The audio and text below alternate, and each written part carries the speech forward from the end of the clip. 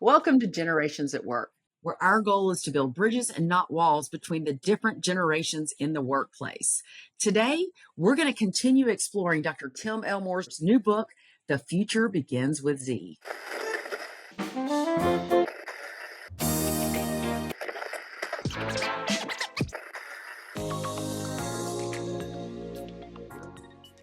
I'm your host, Susan Davis, Maxwell Leadership Executive Coach and Facilitator. And with us today, we have Dr. Tim Elmore. Tim, welcome. Thank you, Susan. Always good to be with you. Yes, I'm super excited. We're going to continue this journey with your newest book. If you pre-order, there's a bunch of material that will add value to you. And that website is, and we'll put this in the notes as well, thefuturebeginswithz.com. The future begins with z.com. And as always, you can visit us at maxwellleadership.com/generations at work. We love to hear from you. We have a bunch of materials for you that will also add value, including a playbook that you can download to how to lead the generations in your workplace, as well as some other good things. But we're excited to have you here. We're excited to continue to explore your new book. Every chapter gets better. Every chapter gets better. And today, I love it's great. In today's chapter, we're going to be into chapter 3. And what I love about this chapter, it's the value that Generation Z is bringing to the workplace. And this chapter is full of gold. And I know we won't be able to dig into all this today, but the things when I read this chapter, Tim, I hear when I'm facilitating and coaching every single day. So it's so relevant that it's relevant. I want you to give us a quick read on Generation Z. You know, you identified 2 mega characteristics, but just give us that quick read on this generation. Yeah, absolutely. So if I were to walk into Starbucks with you and we just had 3 or 4 minutes and you said, tell me about Gen Z, but I only had 3 or 4 minutes, here's what I would say. I would say early in their journey, in fact, let's even say at the job interview with that 23-year-old, you're going to notice probably a high sense of agency and a high sense of anxiety. And those are almost polar opposites. Yeah. So the agency is they feel pretty good about themselves. They feel pretty self-sufficient. They feel empowered. They've had a smartphone. They think they know a lot. And they do. They do. So that high sense of agency might come across as a little cocky, maybe. I don't know. Yeah, But I've they heard don't that. I've mean heard to that. be. They just feel very good about how much they know at 22 years old. Mm-hmm. The other side of that same coin, however, is they most of the time, I mean that on purpose, most of the time they come in with high levels of mental health problems, anxiety, depression, panic attacks, even anxiety disorders. Mm-hmm. And part of that is from that same smartphone. They're just overwhelmed with the thousands of messages they get every day. So one of the reasons, Susan, I put this chapter in the book is this very quickly managers and supervisors and leaders see the downside or they see how different Generation Z is. But I actually believe if we'll read this chapter Mm-hmm. specifically, we're going to see, oh my gosh, I didn't give them time to show me what the value is. Um, I even love the analogy I use in that chapter. In 2017, there was a New Hampshire woman that walked into a thrift shop. She wanted to buy an old antique picture frame that she could restore and maybe frame or sell. So she finds this old picture frame that was $4, and she thought, even if I can't restore it, I've only spent $4. I'm going to go ahead and get it. So she buys the picture frame. When she gets home, that's when the story becomes interesting. Mm-hmm. Her friends and family look at the frame and they go, yeah, the frame's nice enough, but the picture inside that frame, that looks like a famous artist. And sure enough, when she took it to the art museum there, she found out it was an N.C. Wyeth painting that was Mm-hmm. worth $191,000. She Good sold it return. at auction for $191,000. Now, check this out. She spent $4, minimal expense, and found out it was way more valuable than what she spent. I think when we hire that young team member Mhm. and we don't really give them a big salary, probably appropriately, Yeah. just know there might be a masterpiece inside, and it's not the frame you're buying, it's the picture inside. So I have just done so many good things about Gen Z, and that's obviously our conversation today. It's going to be I, fun. I love that analogy. And I'm going to challenge our listeners because I hear this in the field all the time. you said we focus on the differences, the Yeah, weaknesses, yeah, as we might say, versus the strengths. So I'm going to really challenge our listeners today to really think about this. How can this be a strength and yeah, not a weakness? Because I hear it so much in the field. So to really challenge us. Now you talked about some of the characteristics. There's a lot of different characteristics. You came up with 10 data points in here. I found them all fascinating. We can't do all of them today, but give us two or three. And then based on those data points, how do we lead this generation differently? yeah. Well, I do think, well, I don't think I know. I believe in the principle you got to read them before you lead them. So Mm, this chapter was hopefully going to allow a reader to go, okay, I see how I need to connect with them. So just a couple of data points. One is most people already know this, but they are the most diverse generation in the workplace. yeah. Almost half show up non-white. So the United States for decades and decades, yay, a couple of centuries, was Yeah. mostly white. But now, I mean, it's about half white and about half black and Latin and Asian Americans. And Yeah. so just know you're going to have a great diversity, and you better make room for that because they're going to bring Absolutely. different perspectives and backgrounds. Another one, Susan, you and I were just talking about this Yeah. off camera. In one nationwide survey, and I do talk about this, less than half of Gen Zers identified as purely heterosexual. Okay. So they're somewhere either bi or homosexual or lesbian or whatever. I think there's more than 50 genders that they can identify with. And I know some of you, the hair on the back of your neck is bristling right now. Yes. But just know you don't have to agree with it to allow them to come in as who they are and then lead them well. But just know, well, I'll tell you a story. I talked to a Division One NCAA coach, and this coach said, I coach a softball team, and in the fall, one of my players identified as a female. By the spring, she identified as a male. What locker room Mm, do I send her to? And mm, that's a problem I didn't have when I played ball back in the yeah. day.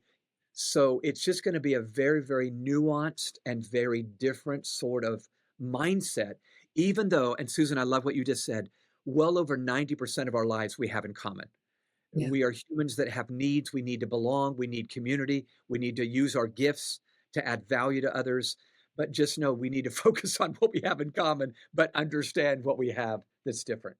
Yeah. And you know, what you said, people's hair is standing up on the back of their neck right now. But the reality of it is, it's not like it was when I'm a Gen Xer and I'm 54. So it's different. So how important is this going to be for us as leaders in the workplace, right? Or on the field or anywhere? How important will it be for us not only to understand, but embrace a different perspective? Yeah. Probably the greatest case I can make to answer that question, Susan, is um, a friend of mine taught me this: always invest in the inevitable. Always invest, meaning if you know it's coming, you might as well invest Mm, in it. So, listeners, here's what I would say to you: we don't know much about the future, it's very uncertain, but yeah. we know one thing: Generation Z is going to be there.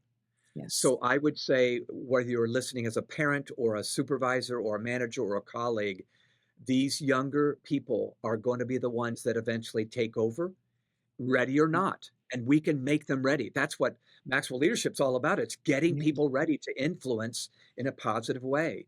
So I Hmm. would just say, as hard as it may be, we've got to make sure we're investing in them. I think in a previous episode, I quoted my friend Teresa, who said, Generation Z is the sandpaper on my leadership I Oh, did not so know I good. needed. Yeah, so they're gonna make us better leaders. If we'll let them, we're gonna get better and stop we need to stop looking at them and say, "You need to change." We need to look in the mirror and say, where do I need to change?" And and that's the one thing when I work with the groups, I'll say, listen, you can do nothing and it will continue the same way that it is Yeah, now. It will that's get right. worse. It's going to Yeah, get worse. And so as leaders, I love that. We got to have this. This is the sandpaper we need to yeah, sharpen us a little bit to lead at a higher level. And when we lead at higher levels, we get better productivity and engagement yeah, and all the things, which leads me yeah, actually to another question. Now, you did extensive research as you always do from over your 35 books and years of researching the different generations, but you had 13 different focus groups that you looked at. Yeah, And from these focus groups, you had some pretty significant predictions around the future of work. I think there were yeah, 11 in the book. We cannot listen. These predictions are worth the book alone. These predictions were so good as I was reading them. yeah, But I think let's just discuss maybe two or three of them and then talk about how do we use this Generation Z, differently as yeah. as you predicted into this future of work. Yeah, yeah. Well, this chapter was fun for me because of the gathering that I did. I didn't even put all the perspectives that Gen Z gave me in those focus groups from, by the way, from California to Georgia too. So here's a Everywhere. few that I picked up that I thought were especially interesting. Uh, One of the focus groups shared with me, and others then confirmed, shortcuts are the new work ethic. Ooh, that was one of your Shortcuts first are the new ones. work Yeah. ethic. So I'm an old school guy. That makes the hair on my neck bristle when I think shortcuts. That's all you. Yep. Shortcuts don't pay It's the off in the first long run. thing. John Yeah. always used to tell us. But here's Mhm, what they meant. They meant we understand smart technology. In fact, we understand AI. mhm. So if we can get the job done in 5 hours, not 8 hours, why not celebrate that rather than clock in at 8, clock out at 5, and Yeah. just fill your day with busyness? So not So they're shortcuts that we don't want to do the work, just that we want to Yes, work exactly. differently. Yeah, Mhm, great point. Yeah, they want to get the work done. I have discovered they're not mhm. lazy like we sometimes think Think. they are, Mhm. but they would say, I want to work smarter, not harder, which we all believe is Smart. important. Yeah, I like that idea. Yeah, yeah, exactly. So shortcuts are new work ethic. Mhm.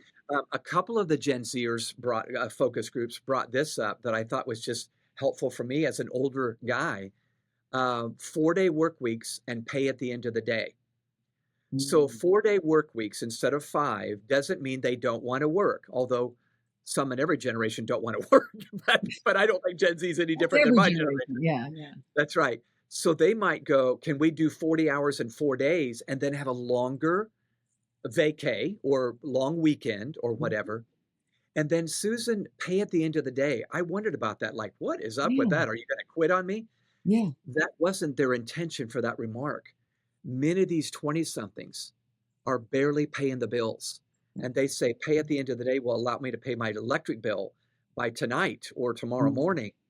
And I thought, oh my gosh, I wouldn't have even thought about Love it. that unless they would have said it. So it isn't always, I want to get out of work. It's, I'm trying to live in a very uncertain world with an economy that isn't keeping up with a salary that isn't keeping Yeah. up with a recession or the inflation or whatever I'm going through. So anyway, that would be.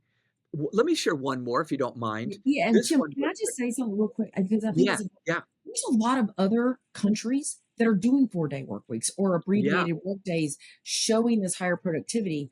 yeah. So this is not just something that I Weird. just don't want Yeah, to work. This is yeah. good data points. So I love No, that. I just that's want to true. bring that up. And that's where I think we, the listeners, you and me, need Yeah, to say, well, if we really hold sacred results, not hours, and I think exactly. that's where I live. If my Yeah, team can get the results we're after, hallelujah, that's yeah, great. So we need to make sure we're checking the report card we're giving them absolutely. and making sure it's accurate. Here was another one that I thought might be good to chew on. They talked about the new employee on the team Ooh, is yeah. an employee influencer. This is good. This is good. So many companies, will Mhm. look at influencers out there. This, 28-year-old that's got a gazillion followers and try to get her or him to try to like our product. They're saying we think companies are going to hire that influencer and Mhm. then make sure that they're sincerely posting. It needs to be genuine, but they're Mhm. posting about the good things we're doing because people are already following and listening way more than they are following our company's Instagram account. So I'll stop there, but there were so many insights that these young adults have that I thought, oh boy, I did not see that coming. What if your book had the expert backing it deserves?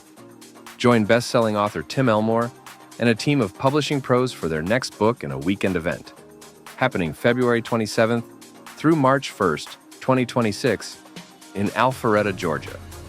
You'll get expert coaching, insider tools, access to publishers and editors, and a shot to pitch your book. One participant will even land a book deal with Maxwell Leadership Publishing. Apply now at abookinaweekend.com. Your story is worth it. Well, I thought they were great. You had one in there too, and we won't spend a lot of time on it, but that women would take most of the Yes. leadership roles, which I thought Yeah. was an inverse of what was happening now. Oh my The gosh. insights Yes. you had were so good in here, and I think anybody that is leading teams or will be leading teams, Yeah. just this area alone will be beneficial to them. Now, as you go through this chapter, you identified 5 different positive traits. I know there's a lot more, but I Yeah. really let's go to number 3. I thought that number 3, and you mentioned this in the beginning, but you talked about that this generation really possesses a higher sense of agency than the Yeah. past youth did. And Mm. I feel like I hear this from a lot of teams that I work with on a regular basis and I coach. They Yeah. feel that this Generation Z is arrogant, entitled, Yeah. Yeah. disrespectful. How do we Yeah. start seeing this generation as a solution provider and not a problem provider? That's a great question. Yeah. Um, well, you're exactly right. I would be the first to admit that if I did not do what I do and research the way I Yeah. research, I would be a little frustrated with Generation Z instead of Yeah. fascinated with Generation Z. I'd be more furious than curious. Ooh, I like that. So I find myself now going after them to listen.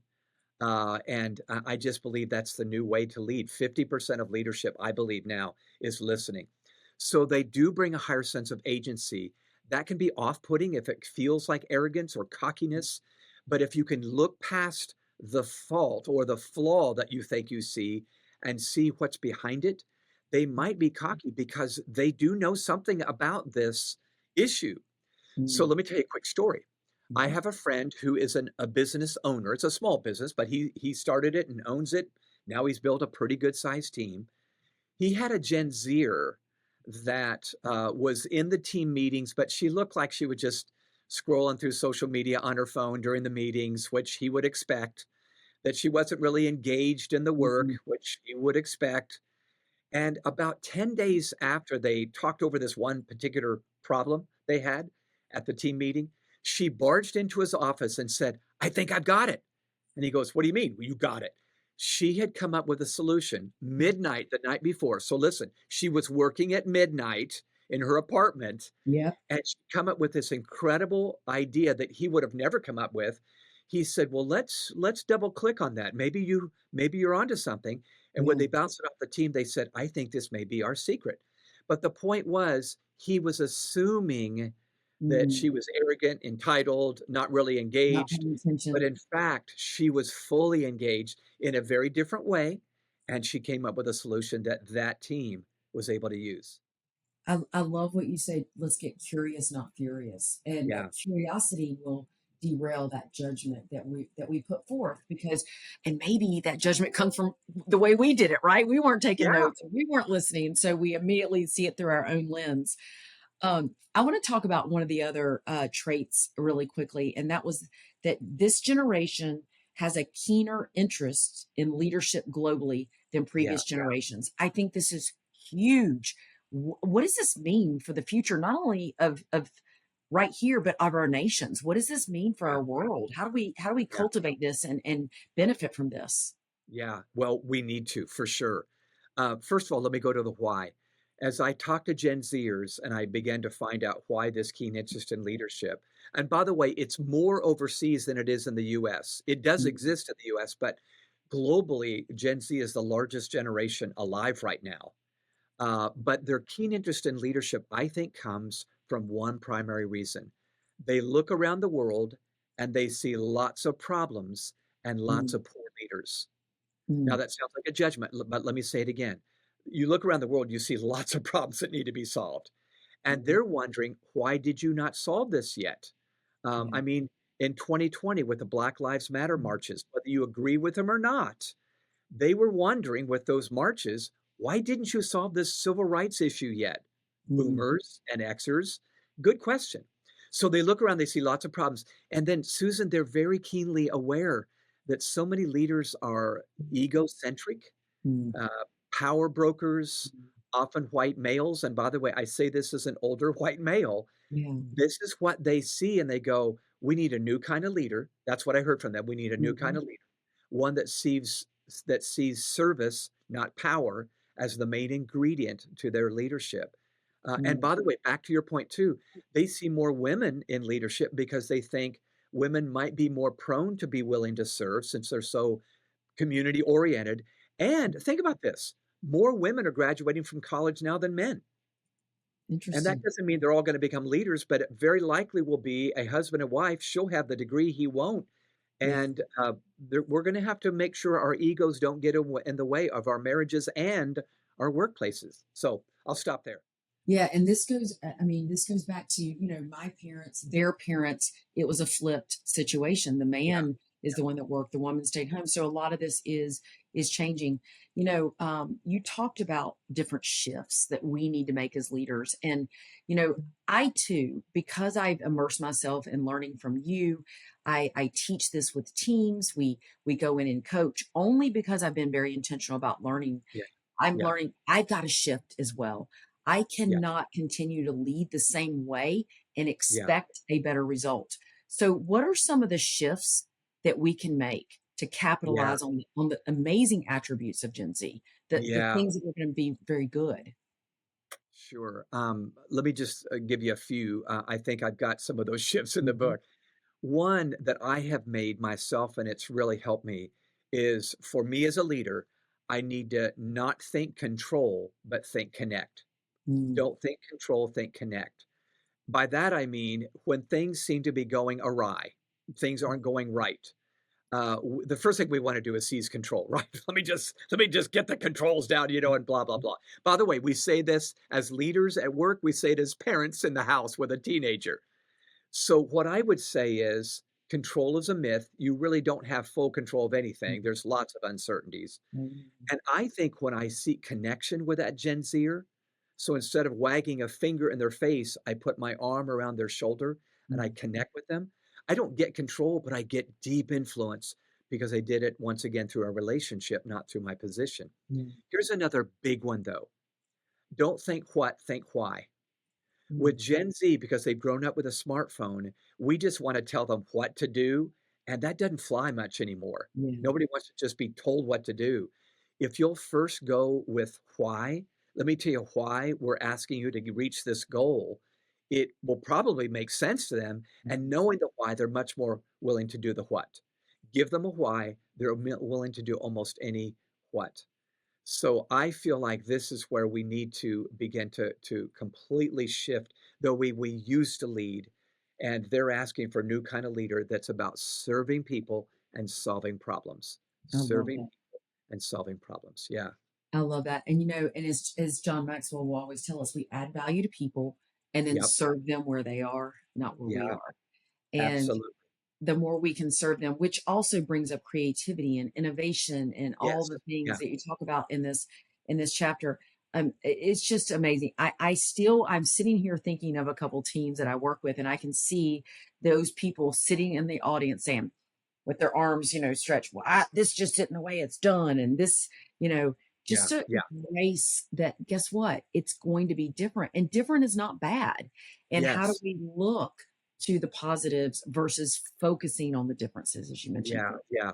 Well, here's one of the biggest rubs that I think is an application to what you just said. Yeah. Very often, Gen Zers join our teams with a very entrepreneurial spirit. Now, at first, we go, "Oh, that's great. We want that." Yeah, we Well, want really? Do you really? it. Because you've got your plan and your strategic Mhm. goals, and your KRAs, and everything else. But 72% of young adults plan on starting a company. They want to be entrepreneur. Great. I would say the answer is if you want to keep them at your company, create entrepreneurial zones Mhm. where it's an intrapreneurship. It's inside your company, and it's maybe a special group that maybe meets for 6 months and then sunsets. But you're allowing them to feel like a startup, and you set aside budget for the untold fruits of their labor. But it feels fresh, even though you might be an established company. This will work to our advantage. But Susan, I have to tell a story. Yes, Um, yes. One of my favorite stories to tell about this very truth that I'm sharing right now actually was when my generation was growing up. I always like to go back in the day. We're the bosses now, but there was one day we weren't the boss, we were the new kid on the block. Mm. So way back in 1975, a young man by the name of John Sasson joined Kodak. Remember Kodak, the Oh film? yeah, yeah, yeah. He was just 25, so he's just like 3 years out of college, and, he came up with the very first digital camera. Now, we commonly I mean, that's all we use today, digital Yeah. cameras. Way back 50 years ago, he came up with this idea, but listen to what Kodak did. They so felt like it would cannibalize what they were currently doing, selling The film and Polaroid or the selling film cameras. or yeah. That idea from John Sasson never saw the light of day. Amazing. They bought the patent to it or something like that. They hid it. They basically said, "Great idea, John," and they hid it, or Mm. Stephen. And listen, what's interesting is Kodak just filed for bankruptcy. That's crazy. They would not change. They stuck to their guns, those Mm. old guns they used to have. And of course, this young person, which had a brilliant idea about the future, was never listened to because it didn't match the way things were doing now. So I feel like there's a lesson to be learned from Kodak and John Sasson, how we That's need to be great. so open. Yeah, That's yeah, great. The only thing constant is change, and if we're not changing yes, with it, we're going to be left behind.